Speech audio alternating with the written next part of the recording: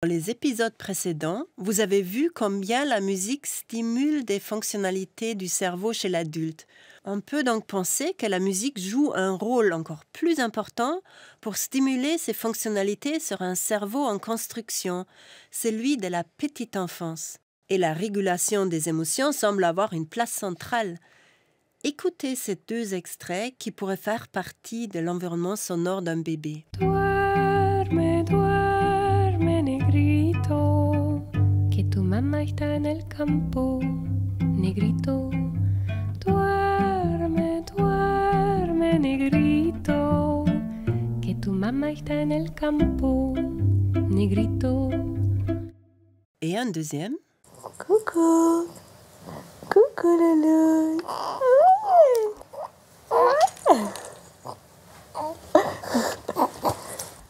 Tu vas encore parler?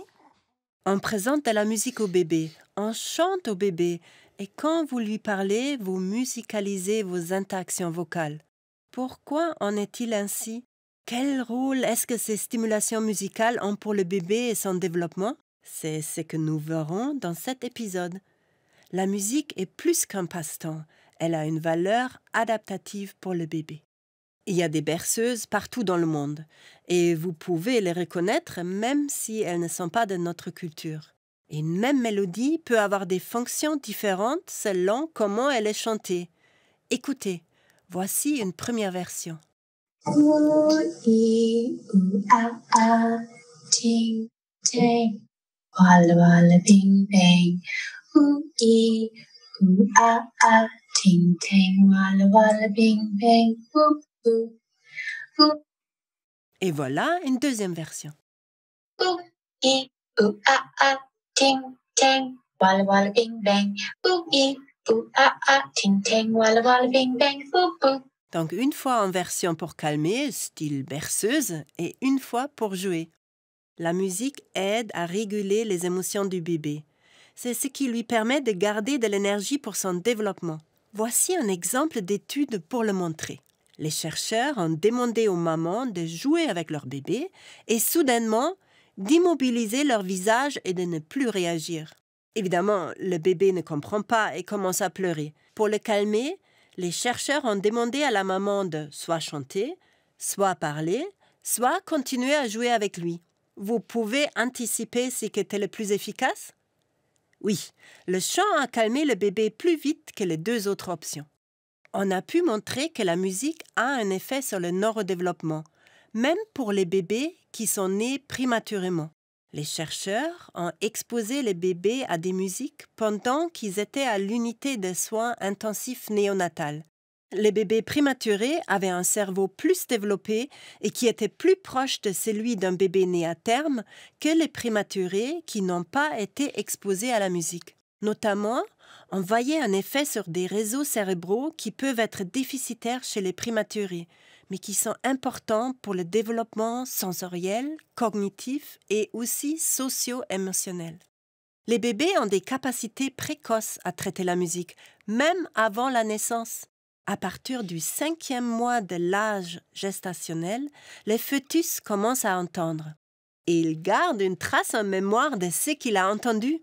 Des chercheurs ont demandé à des femmes enceintes d'écouter pendant la grossesse un CD spécialement préparé et qui incluait la chanson « À vous diriger maman » jouée au piano.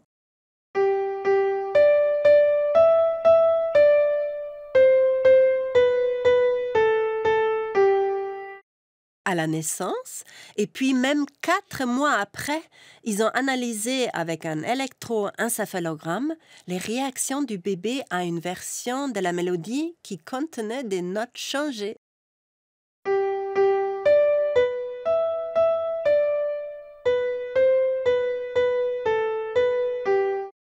Les réactions du cerveau indiquent que le bébé a gardé la mélodie originale en mémoire, car il détecte les changements que les chercheurs ont introduits.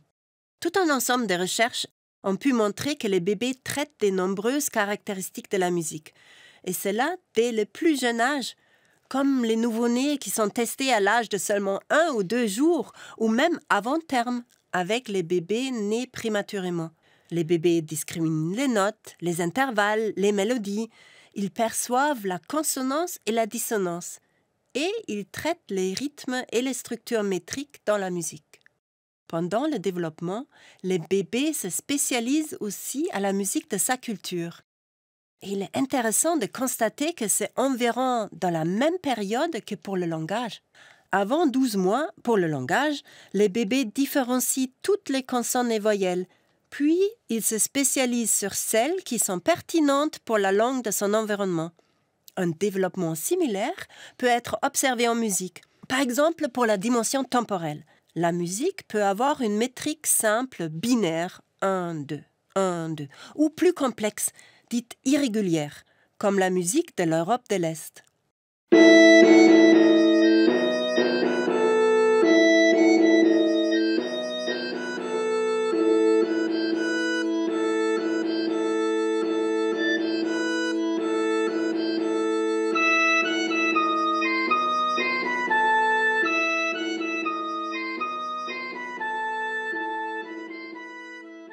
Voici une étude faite en Amérique du Nord où la musique a surtout une métrique binaire.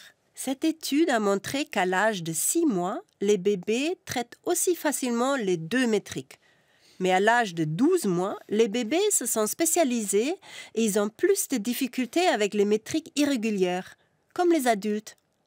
Par contre, notez quand on expose ces bébés de 12 mois à des musiques avec des métriques irrégulières, ils redeviennent sensibles à ces structures. On peut donc stimuler la richesse des connaissances musicales du bébé.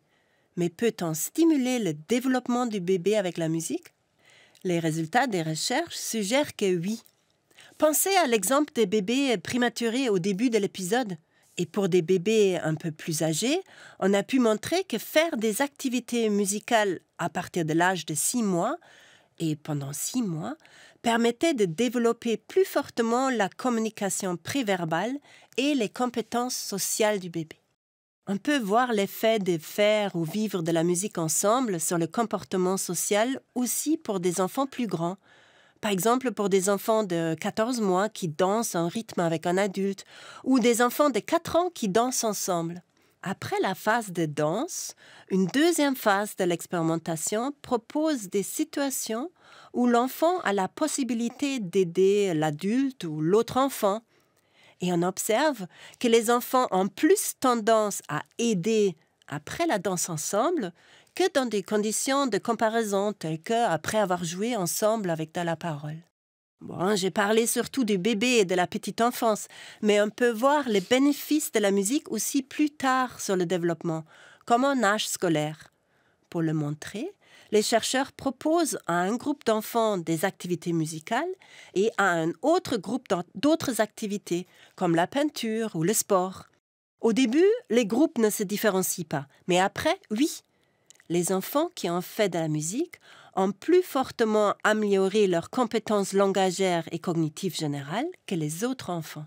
Faire de la musique, même juste 2 heures par semaine, permet de faire des progrès aux enfants aussi importants que le devoir qu'on leur donne à faire à la maison.